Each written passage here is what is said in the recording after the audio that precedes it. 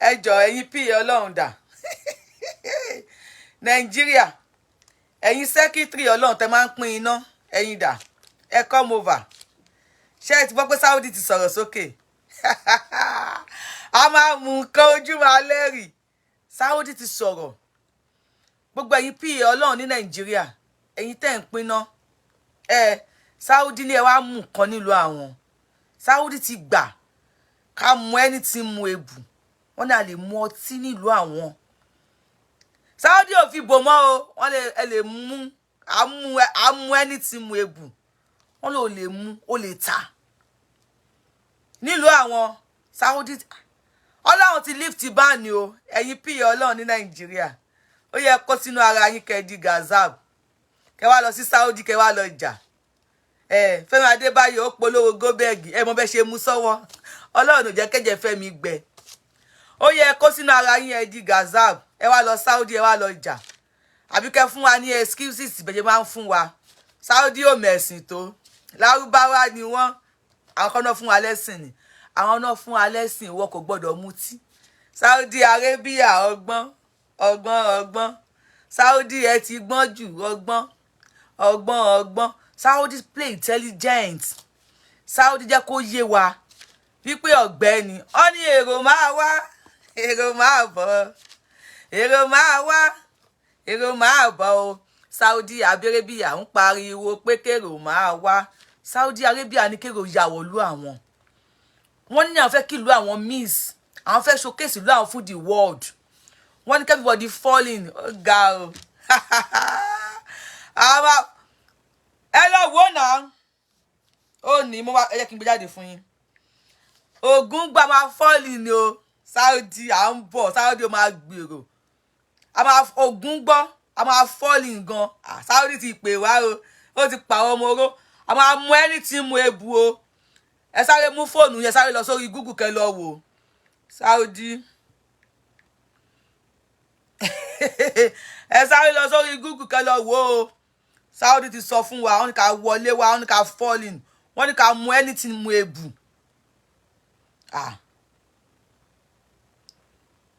ó ní ẹ lọ wò anywhere ó ní Saudi ní ẹ falling Saudi ò sọ pé mùsùlùmí ẹ wá o kìrìsìtẹ́nì ẹ wá o oníṣẹ̀ṣe ni ẹ wá o ẹnìkan ni kó wà bẹ́ẹ̀ nìkan ni kó má wà Saudi ní anybody falling wọ́n láwọn gbà wọ́n ní all the resisted areas táwọn tí ní kẹ́ máa mú ti tẹ́lẹ̀ o wọ́n ní ẹ̀bùn kan sórí a máa mú ẹni tí ọmọ ojú máa dẹ́tì o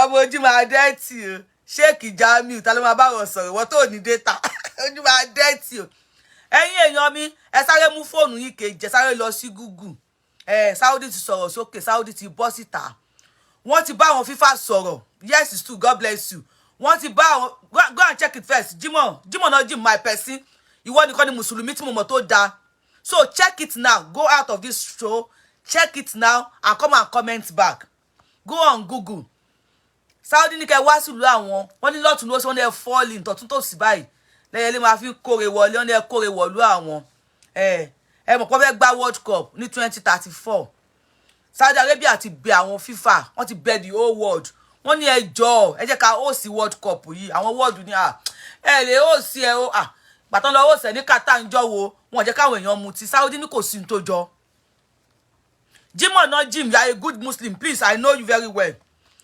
God bless ẹ̀yin tí mọ̀ T-Best you are in vogue because of 2024 because of 2034 World Cup Saudi ní ẹjọ́ ẹgbẹ́ kínní yìí wá àwa lọ́kàn kínní mi ni àwa lọ́kàn ẹgẹ́dì tó ń pínre àwa lọ́kàn Saudi láwa ló kọ́ ní ẹgbẹ́ kínní yìí wá wọ́n ní ẹgbẹ́ World Cup wa ẹ wá play ẹ̀ nílùú wa world ní èyí tẹ̀ kí mọtí gbogbo wa la mọ̀ pé ní Saudi tẹ́lẹ̀ tó bá mu ọtí wọ́n á ní kó lọ na ìdí ẹ̀ wọ́n á na ìdí ẹ̀ dí àyà àbí kó rán ẹ lọ sẹ́wọ̀n tó bá tún wá jẹ́ foreigner wọ́n á rán ẹ padà sílùú ẹ̀ bí Saudi ṣe ń ṣe nìyẹn wọn ò bá yàn fọtí ṣeré ṣùgbọ́n torí pé wọ́n fẹ́ gba 2034 World Cup 2034 World Cup wọ́n ní Saudi wọ́n náà máa gbà láti ṣe gbogbo ẹ̀ Even people are saying about their other laws, no man ṣe nípa human rights. Saudi ní ẹ bọ́lẹ̀ ń bẹ̀. Wọ́n ní kò sí tó jọ kíní kan o. Wọ́n ní ẹ bọ́lẹ̀ ń tí ayé bá ti fẹ́ la máa ṣe. Wọ́n ní we want to showcase our world, our country to people. We want to mix up with people. Saudi, our falling no. Ẹ sọ fún wa pé tá bá ti ń pè yín olówó kíbo. Ìwọ tó bá ti kírun. Àwọn màláíkà wọn máa ṣépè níbẹ̀. Saudi máa host World Cup o, ìyẹn tó bá gbà fún wọn. Tó bá wá host World Cup, àwọn ọmọ ṣì ń kó tán lọ wo ball. Wọ́n máa kírun àbí. Saudi lẹ wọlé wá o. Ẹni tá bá ti borí, oríyàn là ń bò títí tó ti mọ́ wa lára. Saudi ni ẹ wọlé wá. Ẹ bá ti borí, àmàlẹ́kà máa ṣépè. Ṣé àwọn tó fẹ́ lọ ẹ bá tẹlẹ́fà láì bọ́tì ẹ má yẹ kan flag ẹ̀. Ṣé àwọn tó fẹ́ lọ wo World Cup nísìn? Ṣé máa borí lọ wo World Cup ni? They play. They play. They play. Tirika, God bless àwọn Mùsùlùmí náà lọ sí ń kọ yẹn. Wọ́n láwọn tirika. Ṣé bá àwọn Áfíríkà la mumu? Mumude, wẹ̀lí mumu. Áfíríkà ló gọ̀. Saudi mọ iye tí wọ́n máa rí. Tó bá dẹ̀ dá ẹ lójú, jẹ́ sáré ka díẹ̀ jáde fún ẹ. Saudi Arabia says football fans will be allowed to drink beer if they will have the right to host 2034 World Cup. Oh shock you. Ogungba. Oh shock.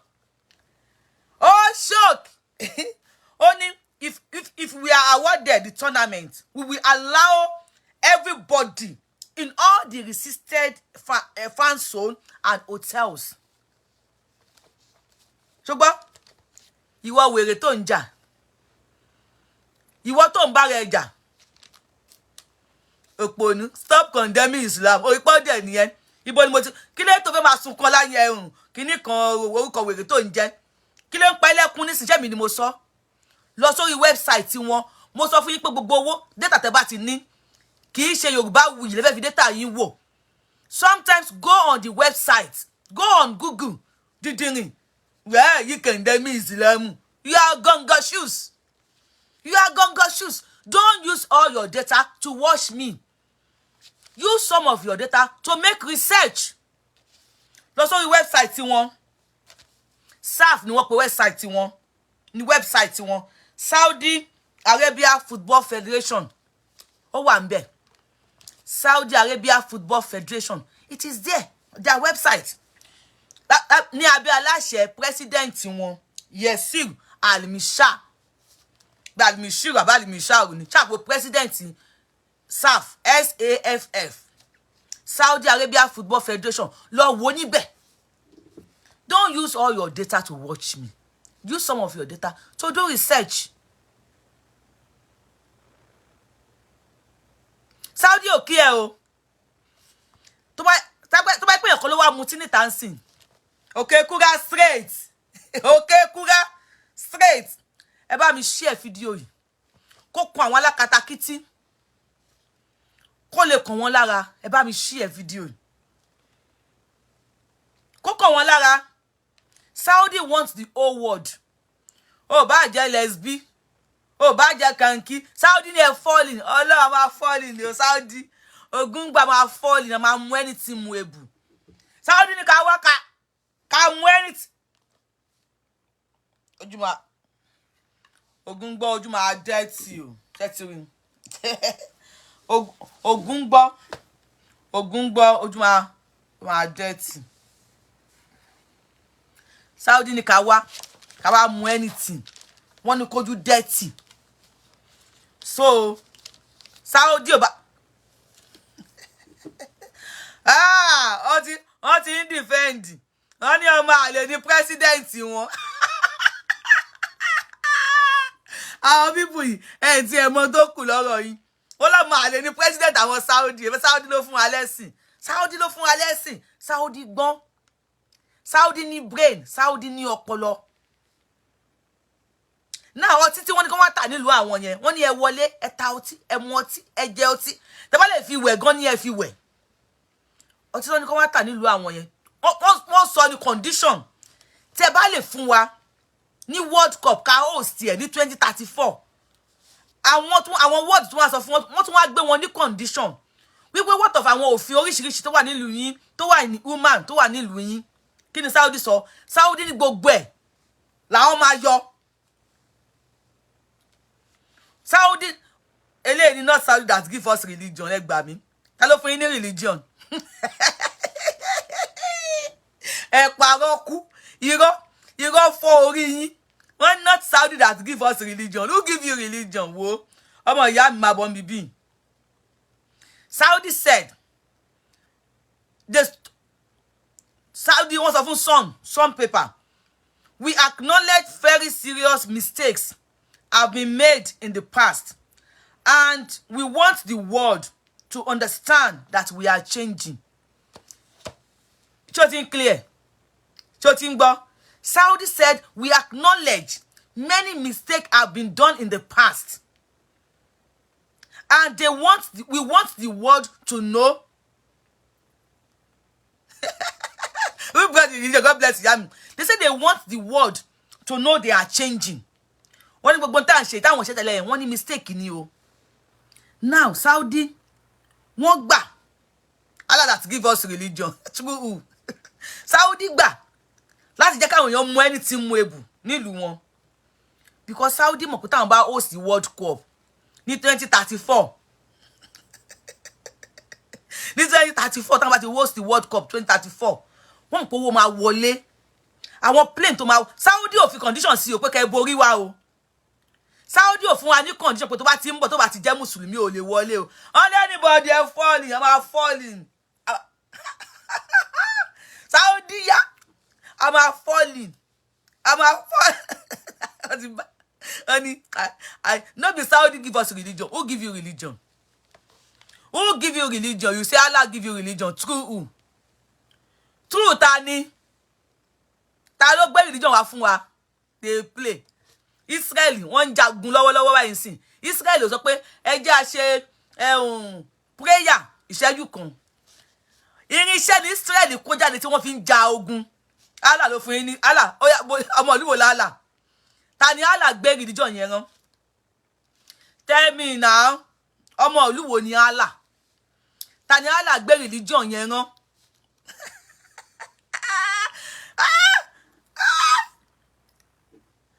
Lóhun ò ní sí mọ́ Abu Sofia ó ti gbọ́jọ́ kú 2034 lóhun ò ní sí mọ́ 2034 which is 11 years ago Abu Sofia níbi tó gba Ọlọ́run dé gbọ́ 11 years to come ni o Ọlọ́run ò ní sí mọ́ nígbà yẹn 2034 Ọlọ́run ò ní sí mọ́ ǹjẹ́ gbọ́ Ọlọ́run ò ní sí mọ́ nígbà yẹn ó rẹ̀ pé ó ti wò pé ayé máa parẹ́ wàhálà ó dùn wọ́n.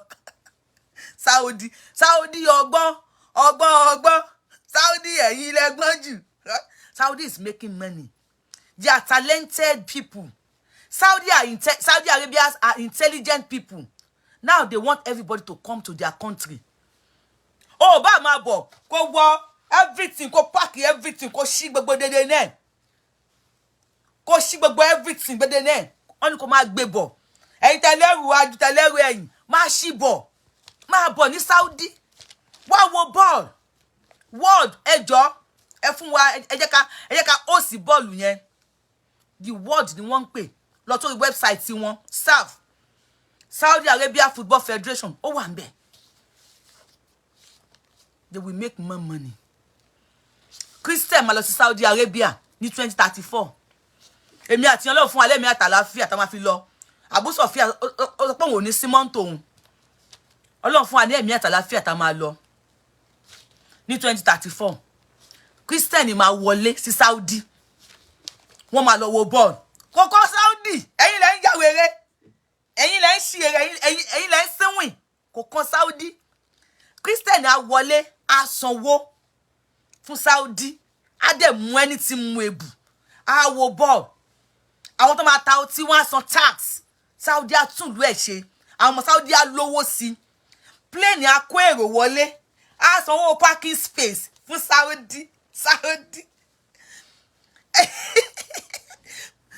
plane á kó èrò wọlé sí Saudi á san owó fún Saudi san parking space Saudi á gba tax plane akérò jáde wọ́n á sanwó fún Saudi àwọn big men á wọlé wọ́n á meet àwọn big men Saudi wọ́n á jọ ṣe business papọ̀ inú wọn á dùn ara wọn á yá olówó máa lówó sí Saudi á máa lówó sí Saudi wọ́n á máa ní owó sí àwọn ọmọ Nàìjíríà tó jẹ́ àfáà náà tó já sí àwọn ọmọ jàǹjàǹsì àwọn náà lọ wo bọ́ọ̀lù ní Saudi wọ́n gbẹ́ni tí wọ́n la wọ́n gbẹ́ni àmì gan lọ wo bọ́ọ̀lù o mi ò lọ ṣe hajj wọ́n lọ wo bọ́ọ̀lù ni a máa lọ wo bọ́ọ̀lù àwọn aṣẹ́ ẹni tí ń ṣe ebù a máa mú ẹni tí ń mu ebù ojú máa dẹ́ẹ̀tì ògùn gbọ́ ojú máa dẹ́ẹ̀tì a máa mú nǹkan ojú máa dẹ́ẹ̀tì.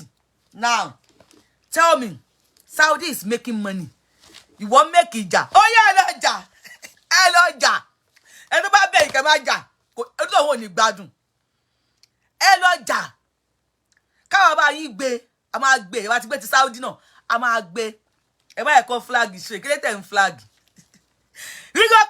God bless you ọlọ́run máa ká ọmọ wọlé ọmọ akọ ọmọ wọlé ọmọ tó ṣe àwọn tó ṣe èdè ọmọ tó ṣe nẹ́tì tó ṣe anything tó ṣe gbogbo dédé náà àwọn ọrùn nǹkan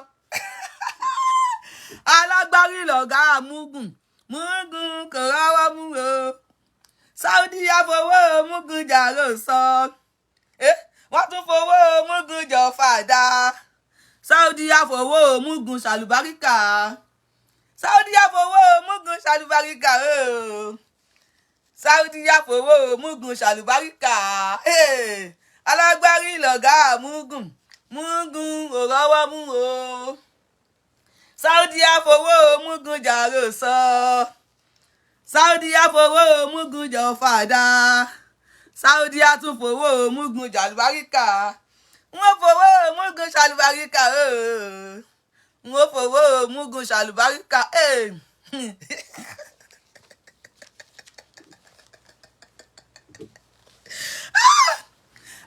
àwọn ọlọmọ lóru adára má súnlé o adára má súnlé tiwa kì í ṣe bí tó lè ọmọ kí ló kó wọlé ní Saudi ṣé ti lọ wo Najim ẹ ti lọ wo àbí God bless you you are the only Muslim tí mo mọ̀ pé wàá sóòótọ́ ọ̀rọ̀ níbi bíi ṣọ́tàn yín Saudi máa fowó yín ṣàlùbáríkà àwọn ọmọ wọn máa lówó sí i Saudi are talented people tó ní brain ó ní IQ business IQ orí wọn ń gbá fún business orí wọn ó ń gbá fún business Saudi will make more money àwọn wa lówó sí àwọn tó lọ láti China lọ sẹ ibi bí tó bá rí pé ó fi eyín mẹ́kà sẹ́nu wọ́n máa bi ẹ́ pé ṣé yín dùn ẹni ní ọ̀dọ̀ wa mi bí because wọ́n believe pé tẹ́yìn bá ń dùn ló máa ń replace eyín àwọn tẹ́yìn ń dùn wọ́n á lọ síbẹ̀ wọ́n á rẹ eyín mẹ́kà ẹni tó fẹ́ fún fashion á lọ síbẹ̀ á rẹ eyín mẹ́kà wọ́n á kẹ́ eyín ẹ̀ka rẹ ni eyín ẹ̀ka rẹ o wọ́n á san tax ó mọ iye kàtà Budwest àtẹmámù yẹn tó ní alágolo yẹn ó mọ tí wọ́n sign ní Qatar 75 million pounds ni wọ́n sign fún ọtí yes ẹ máa mú anything ebu ẹ máa bu anything bu ebu sórí ẹ máa dà nǹkan sórí ẹ máa àti máa wọ́n ti ṣí hòtẹ́ẹ̀lì wọn lẹ̀ o tó bá mọ̀ wọ́n ti ṣí àwọn hòtẹ́ẹ̀lì wọn lẹ̀ fi nónó o wọ́n ti ṣí àwọn hòtẹ́ẹ̀lì wọn sílẹ̀ wọ́n ní ẹ ta anything ta ebu ẹ mú anything mu ebu Saudi ló sọ bẹ́ẹ̀ náà kí lè tó wá mọ́jú kí lè tó mọ́jú sí mi Stone Cold mo rí yín kí lè tó mọ́jú sí mi mo kí gbẹ́ni tó ń wò mí ẹ̀ka rẹ̀ kásán ẹ̀ka alẹ́. The story today what is the story for today? The story for today is that Saudi sọ pé àwọn máa gbé band wọ́n láwọn máa gbà ká mú anything mu ebu wọ́n láti bí ẹ̀ o àti ògógóró tó bá yẹ mu kan kínkín chin àwọn chanchun wọ́n tó bá fẹ́ mú Saudi láwọn ti allow ẹ̀ fún wa tí world bá ti gbà kí káwọn host World Cup ní 2034 I like you to jàre Saudi láwọn ti gbà ká mú nǹkan a máa bu nǹkan sórí a máa mú nǹkan a máa ṣayé òṣayé ọwọ́ ọgbà àwọn ọmọ ọgbà a máa gbàgbàgbà àwọn gbangba tìrì gbangba ẹ̀yin ọmọ ayé where you dey so clear we go carry odogun bitter oga àwọn agbodogun bitter ẹ̀yin ọmọ ayé so clear so tin clear ṣé ó ti ń clear ó ti ń clear báyìí alágbárí lọ̀gá amúgùn gé kí n gé o ṣe ó yá ọmọ ìyá mi gé kí n gé ọmọ ìyá mi ó yẹ bára pa àwọn jàgàbáànù Nàìjíríà ẹni kan kó sínú ara wọn kí wọ́n di gazab kí wọ́n lọ Saudi kí wọ́n lọ jà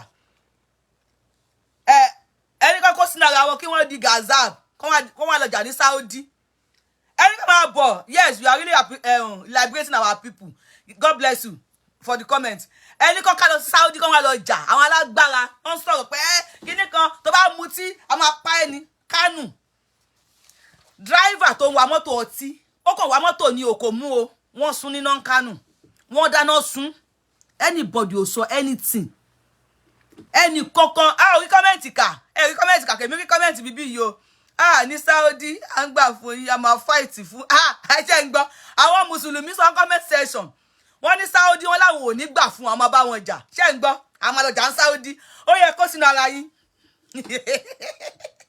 ẹ kó sínú ara yín ẹ di Gaza ẹ wá lọ jà ń Saudi o tẹ́ ẹ bá lọ jà tẹ́ ẹ bá wá sí tẹ́ ẹ bá lọ jà ní Saudi ọgbà àwọn àṣeṣégè fún yín o ẹ lọ jà ní Saudi àwọn agbẹ́mu dání àwọn amú ẹ̀hún wọ́n ní bí ẹnì kankan wọ́n ní anything ṣojú dídọ̀tí anything ṣara lóge ọwọ́ àwọn ọgbà torí pẹ̀lú mi jẹ́ Christian ẹni tẹ́ jẹ́ mùsùlùmí ẹ̀ bá sọ̀rọ̀ mọ́ o tó pẹ̀lú mi jẹ́ oníṣẹ̀ṣe ẹni tẹ́ jẹ́ Christian ẹ̀ bá sọ̀rọ̀ mọ́ o tó pẹ̀lú mi jẹ́ mùsùlùmí oníṣẹ̀ṣe ò bá sọ̀rọ̀ mọ́ o ẹ̀ ń tanra yín ni ẹ̀ ń tanra yín ní Saudi 20 ọlọ́run fún alẹ́ mi àtàlàáfíà àtowó o àwọn agbé nǹkan máa mú nǹkan àwọn aṣàyè àwọn amú ẹni tí mú ẹbù why the comment is skinny you don't see okay we don't see their comment wọn ní comment nsìn ọmọ àlè ni wọ́n ń wò mí wa ogun gbọ́ wọ́n ń wò mí wọ́n flag show yìí mo ṣe ní kí bàbá mi tẹ love and like button lórí ẹ̀ wọ́n ń wò mí wọ́n flag show yìí Saudi ti já Saudi dẹ̀ ti já tipẹ́tipẹ́ this is to open your eyes this is to open your eyes kẹ́ ẹ la ojú yín ẹ má jọ àwọn àbúsọ̀fíyá tí wọ́n kàn dá àpò bo ìyàwó wọn lórí ẹ bá ráwọn ìyàwó wọn wọ́n bò wọ́n látorí délé ẹni people are living in bondage wọ́n ti fi àwọn èèyàn sínú ìnira máàmù kíní kan má ṣe kíní kan wọ́n ní tá bá ṣí orí kalẹ̀ tó bá ti ń pè wọ́n níbi tó bá ti ń pè run tá bá ṣí orí kalẹ̀ Muritala Abdulaziz olórí ibú ni ó fa ẹjọ́ Muritala Abdulaziz kọ́ ó ní olórí ibú ni ó fa ẹ má fi kọ́mẹ́ǹtì rẹ́ẹ̀dì síbi kíní ẹ̀ kọ́mẹ́ǹtì ẹ̀rín anybody tó bá ti bú mi ẹ má fi kọ́mẹ́ǹtì ẹ má fi kíní ẹ̀rín emoji ẹ̀rín síbẹ̀ kò ní dùn mí ẹ má fi emoji ẹ̀rín síbẹ̀ kó lè mọ̀ pé àwọn daft kó lè mọ̀ wípé àwọn gọ̀ ẹ má fi emoji ẹ̀rín síbẹ̀ pé àwọn gọ̀ Saudi is now telling everybody ipe ẹ wọlé wá ó ní Saudi kò lè try ẹ kẹ ẹ jẹ́ lọ sí Google kẹ́ lọ wò láti jẹta no láti on the 4th láti jọ Wednesday on the 4th of October 2023 ni wọ́n ti sọ on the 4th of October mo ń retí àfọ àkókò bọ́ta kó wá sọ̀rọ̀ lórí ẹ̀ ìgbà tí wọn ò sọ̀rọ̀ ló jẹ́ kí n jáde lé ní wá sọ̀rọ̀ lórí ẹ̀ tó pé wọn ò sọ̀rọ̀ kan pé Saudi ti legalize pé àwọn abùnkan sórí àwọn amùnkan ìyẹn náà nice àwọn adẹ̀tí ojú máa dẹ̀tí ìyẹn náà nice Muritala ìwà tàbú Sofia mo rí kọ́mẹ̀ntì yín mi ìdáyín lóhùn ni I am here to liberate you if you want to be a Muslim be a good Muslim don't be a fanatic Muslim if you want to be a Christian be a good Christian don't be a fanatic Christian if you want to be oníṣẹ̀ṣe be a good oníṣẹ̀ṣe don't be a fanatic oníṣẹ̀ṣe Saudi ten torí ẹ kú ṣebí tí àdúrà wa bá fẹ́ gbà ká gbàdúrà ilé àṣẹ ní Saudi ẹ sọ fún wa pé tá bá mu bí tó bá ti mu ọtí ẹ ládùúrà ò lè gbà ńbẹ̀ tó bá ń kírun tó bá dàsìkò oorun tó bá ń ṣe nǹkan míì àwọn màláíkà wọn máa ṣépè àbí tóbìnrin bá ṣorílẹ̀ àwọn màláíkà wọn máa ṣépè bọ́ọ̀lù tí wọ́n fẹ́ host tó fẹ́ host nísìn kò ní bọ́ sásìkò oorun they play mo ń bèrè lọ́wọ́ ẹ kò ní bọ́ sásìkò oorun náà mo ń bí ẹ bọ́ọ̀lù tí wọ́n fẹ́ host ní Saudi nísìn kò ní bọ́ sásìkò oorun they play tó bá ń gbá bọ́ọ̀lù lọ́wọ́ rẹ́fí máa wá fún kí ló máa ń fún yẹn whistle ó yẹ stop ẹ bá gbá bọ́ọ̀lù mọ́ ó yẹ stop ẹ bá gbá bọ́ọ̀lù mọ́ ẹ wá lọ kírun tó máa sọ bẹ́ẹ̀ Saudi máa sọ bẹ́ẹ̀ Saudi tó mọ iye tó máa rí pàtí wọn gọ̀ bí àbúsọ̀fíyà bí àbúsọ̀fíyà sùfìyánù àbúsọ̀fìyánù nígbà tí wọn gọ̀ bí tiẹ̀ tí wọn fọ́ fún gbému bí tiẹ̀ wọn ò tútù bí tiẹ̀ Saudi mọ iye tí wọ́n máa rí àwọn tí wọ́n bọ̀ wá ta ògógóró ní Saudi àwọn tó ń bọ̀ wá ta ògógóró ní Saudi wọ́n ní sọ tax ṣé Saudi ò ní gbà Saudi tún máa invest owó sórí ògógóró àwọn amú nǹkan Saudi máa invest owó sórí ẹ̀ everybody máa gbádùn Abu Sufyan ó ní may Allah heal me. Allah cannot heal me. Allah cannot heal me. 2034 we are going to Saudi Arabia. Àwa lọ bù nǹkan sórí. Àwa champagne.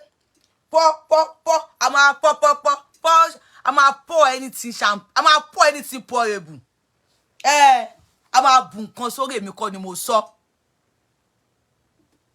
Èmi kọ́ ni mo sọ ọ̀dẹ̀ Abu Sufyan ìyàwó kan ni wọ́n máa dó Abu Sufyan wọ́n máa dó ẹnìkan o ìyàwó tó ń do gọ̀ Ọlọ́run Abu Sufyan ìyàwó tó ń bá sùn ó gọ̀ ìyàwó tó ń bá sùn pa mi ó tutù ìyàwó tó ń bá sùn ó rìn dìn Abu Sufyan ìyá Sofia tó ń bá sùn orí ẹ̀ ò pé ó ti ṣí èrè torí ìyá Sofia tó ń bá sùn bá pé ni ó yẹ kó lè sọ fún ẹ wípé tutù ládé ni ẹ ó ti sùn lómù ó ti yálé Kọ́lá wọlé nígbà tí Saudi a ní èkó lọ kà má wulẹ̀ tí kọ́mẹ́ǹtì go on Google kí ni Saudi sọ nípa 2034 lọ sórí Google àmọ́ ò lè lọ tàbí pé dìdìrín ni ẹ súpò ni ẹ you refuse to learn I am here to okay you will join me ó ṣe àwọn ọmọ ìyá mi náà máa join me àwọn abù nǹkan sórí àwọn pọ́pọ́pọ́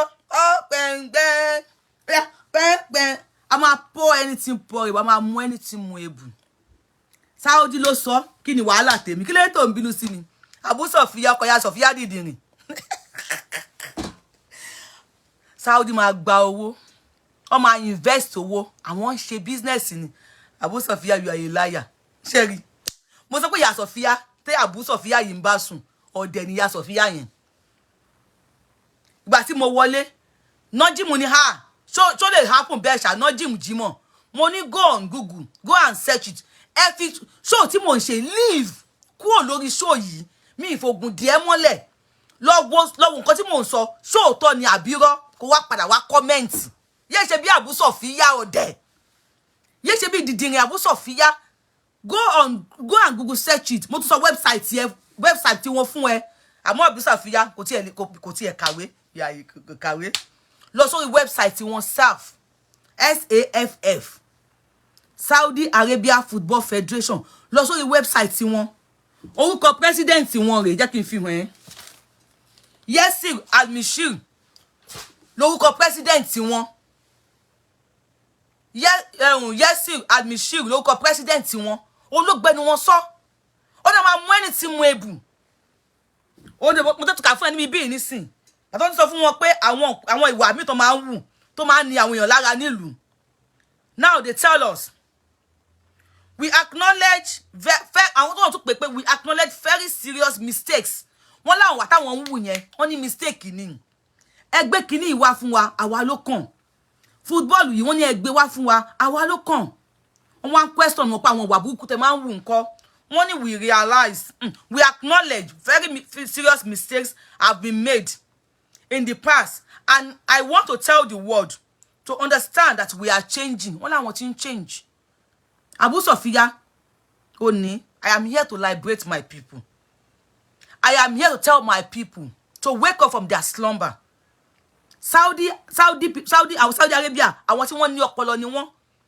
they know this is business they're gonna make a lot of money they will make money níbẹ̀ they are intelligent people they will build their country They'll tell you, aye makpare, wali asri, ina linzano lafi usiri, ila lezina amanu, wamilu sali yati, atawasa biliaki, atawasa bilisori, sobri. They told you, wali asri, ina linzano lafi usiri. Ila lezina amanu, wamilu sali yati, watawasa biliaki, watawasa bilisobri. Ìrọ̀lẹ́ ayé la wà. Ayé makpare. Ìrọ̀lẹ́ ayé la wà. But Saudi is building their country to the best for their children. Owó tó máa wọlé ní 2034 yẹn, ó mọ iye tó máa fi saka, ṣó mọ̀ kóṣoṣù ní Saudi fún àwọn olówó sákàǹtì wọn. Tí wọ́n bá tún ta epo, wọ́n á tún fún wọn léwó sí àkáǹtì àwọn ọmọ youth wọn. Àwọn bí Sofia, àwọn ìyá Sofia, Abu Sofia. Saudi fún àwọn age ẹ ní owó sí àkáǹtì wọn. You are here now criticizing àwọn oníṣẹ̀ṣe, àwọn Christian. Saudi will put more money to the account of their children. They are smart people, which I love to interact and do business with them because they are smart. They have business IQ, not unlike you. So, but one gbogbo resisted areas. Resisted areas means gbogbo bí táwọn sọ pé káwọn èèyàn ti máa mọtí. Definitely they are telling you pé wọ́n mọtí in Saudi. Ṣùgbọ́n corner ni wọ́n ti mú. But now they are saying all the resisted areas will be open to all football fans. Láti mú anything muebu. Wọ́n ní all our hotels will be open. Láti ta anything taebu. Láti mú anything muebu. Láti share anything sharebu. Wọ́n ní yàrá kó tó pọ̀ ni. Ó gba 20 boys tàbá fẹ́ra denu. Tó wá pé Tinubu ló announce sí pé a fẹ́ gbá bọ́ọ̀lù ní Nàìjíríà o. Àmọ́ pọ́n mọ tí Nàìjíríà. Kó wá announce pé gbogbo anywhere lẹ́tí lè mú ọtí. Ti bọ́ta. Àwọn Abu Sofia yìí, wọ́n ti lọ ra data 100 naira. Wọ́n atan camera síwájú. Ìṣẹ̀lẹ̀ mi ni kí ẹ ti máa bú Tinubu. Fẹ́mi Adébáyọ̀ mú tí ń ta ńjọ́ wo. Ẹ fẹ́ geje, ẹ mú dání, ẹ mú sọ́wọ́. Ẹ ti máa bú Tinubu, náà ó yẹ wá bú Saudi nísìn. Ẹ kó sínú ara yín kẹ́ di Gazab. Saudi sọ pé àwọn ò gọ̀bì tí yín. Saudi is telling pé àwọn òmùmù, àwọn ònàná, àwọn òsùn lómù, happy Sunday mo kí yín, àwọn òsùn lómù bí tí yín. Wọ́n láwọn máa ta ọtí, àwọn máa mu ọtí, wọ́n ní ká fall in. Wọ́n ò ní mùsùlùmí nìkan làwọn fẹ́ o, wọ́n ní gbogbo apáta. Anything drinkable, ní sori burúkú làwọn a máa mu nǹkan. A máa mu anything muebu. Wọ́n ò ní mùsùlùmí làwọn fẹ́. Don't call me, please, don't call me. Ẹ má call me, call phone tí ma fi gba call mo fi ń ṣe show. Please don't call me. Ẹ bá mi tẹ love like button. Ẹ bá mi tẹ love like button. Don't call me, please, don't call me, please, thank you. Saudi, owó máa wọlé. Dọ́tà ni o, àwọn jẹ́ anything jẹ́ bàbá anything. Yes, Saudi, wọ́n ní business IQ. Wọ́n ní ọpọlọ lórí ọmọ Yorùbá, ẹ jí ẹ má sùn. Ẹ ṣí ọpọlọ yín kalẹ̀. Ayé ti kúrò níbi tẹ́ fi sí. Ilé ayé ò sí níbi tẹ́ ayé mọ́. Ayé ń sáré, ayé ò máa dúró. Ọmọ màlá ló, ọmọ màlá ti sọ fún yín. Màláíkà ti sọ fún yín ó láyé ò sí níbi tó wà yẹn mọ́. Ayé ti súnmọ́ wájú. People are making money. People are doing business. Saudi nsìn, tọ́n bá wọlé, táwọn bá lọ ṣe business, àwọn alágbára kan máa wọlé. Ọba Saudi máa rí wọn, wọ́n jọ máa sọ̀rọ̀. Ọba Saudi ò kí ẹ̀ bóyá Christian ni wọ́n o. Ẹ̀yin, ọba Saudi ó ti ní match starboard. Ó yá, tẹ break ọ̀gá mi. Ọ̀gá mi ó match break. Ó máa match break. I am here to liberate you. Ó máa match break for ọba Saudi. Anything. Ọba Saudi máa rí àwọn kí náà ń pè. Àwọn tó ipon wọlé, tán jó lówó. Saudi kò ní bi wọ́n pé are you a Muslim? Ọba Saudi will never ask them that. Are you a Christian? Ọba Saudi will not say it. Oh, bá di ṣùkú sórí. Tó bá ti gbé dání, kò kan ọba Saudi. Ó máa ṣe business pẹ̀lú ẹ̀. Ó máa gba contract láti build ìlú ẹ̀. So, in the next 20, 30, 50, 100 years, the Saudi Arabians will not come to Nigeria láti wá ṣe ọmọ ọ̀dọ̀. Gẹ́gẹ́ bí àwa ṣe ń kó Nigeria láti lọ ṣe ọmọ ọ̀dọ̀ ní Saudi or everywhere in the world. Ọba Saudi will not allow that to happen to his people. To the next generation. Ọba Saudi will do business with anybody doable. He's ready to do the business. Only we want. Only the sale and consumption of alcohol is strictly prohibited in Saudi Arabia. Gbogbo alamọ yẹn. Foreigner caught in doing drinking on can face public flogging, fines, imprisonment, and deportation. But the country appears to have relaxed its chance with the prospect of hosting the 2034 World Cup, announcing it will bid on Wednesday. President of Saudi Arabia Football Federation, SAF, Yasir Al-Michel, said in a statement released on SAF website, "We believe it's time for Saudi Arabia to host the FIFA World Cup." Tótọ́, wọ́n kàn gbé yín ní gógó ni. Wọ́n láwọn bí pé time ti tó, àsìkò wa ni, èmi ló kàn. Saudi Arabia sọ pé èmi ló kàn, ẹgbẹ́ kìíní yìí wá èmi ló kàn. Kìíní mi ni èmi ló kàn. Áńgẹ́lì tó pínre èmi ló kàn. Pínre kò mí. Saudi Arabia sọ pé àwọn ló kàn. Wọ́n ní kó gbé kìíní yìí wọlé wá. Wọ́n láwọn ló kàn. Wọ́n kàn gbé iná handicap ni o. Saudi Arabia are wise people, which I would love to do business with.